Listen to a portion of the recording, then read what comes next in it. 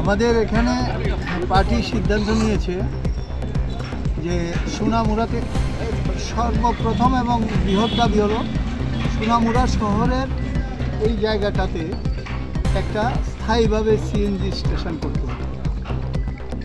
আমরা লক্ষ্য করেছি যে এখানে যে শ্রমিকরা আছে, বিশেষ করে অটো শ্রমিক, এবং এখন বহু বাড়িতে ছোট গাড়ি আছে, অটো শ্রমিকদের অবস্থা হলো তারা লোন করে গাড়ি নেয়, সুদের উপর অন্য জায়গা থেকেও টাকা নেয়, পাবলিক থেকে টাকা নিয়ে অটো কিনে, কিন্তু দেখা যায় তারা সকালবেলা সিএনজির জন্য গেলে পরে সেখানে কারো কারো 12টা 1টা বেজে যায়।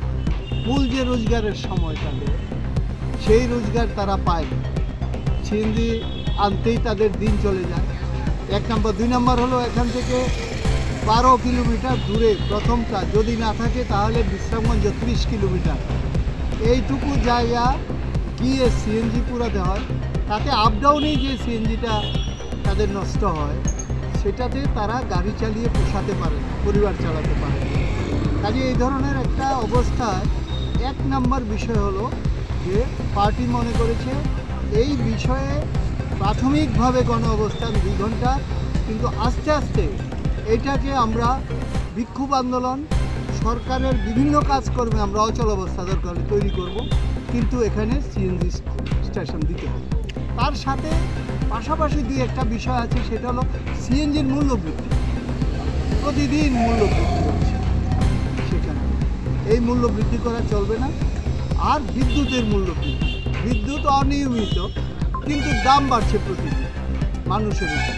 তার মধ্যে আরেকটা বিষয় ঘটছে মানুষের, দেখা যাচ্ছে যে কিছুদিন আগে এখানে যারা স্মার্ট মিটার আছে তারা টাকা জমা দিচ্ছে 1000 টাকা, জমা দেওয়ার পর তার মোবাইলে যে শো করছে সেখানে দেখা যাচ্ছে কারো 40 ইউনিট, কারো 20 ইউনিট, কারো 15 ইউনিট, কিন্তু ইউনিট প্রতি যদি দাম ধরে, হাইস্ট কোটাও যদি ধরে 9 টাকা কত পয়সা, 11 টাকা কত পয়সা এখন করেছে, সেটাও যদি ধরে তাহলে তো 100 টাকাই 9 ইউনিটের উপরে পাওয়া যায়।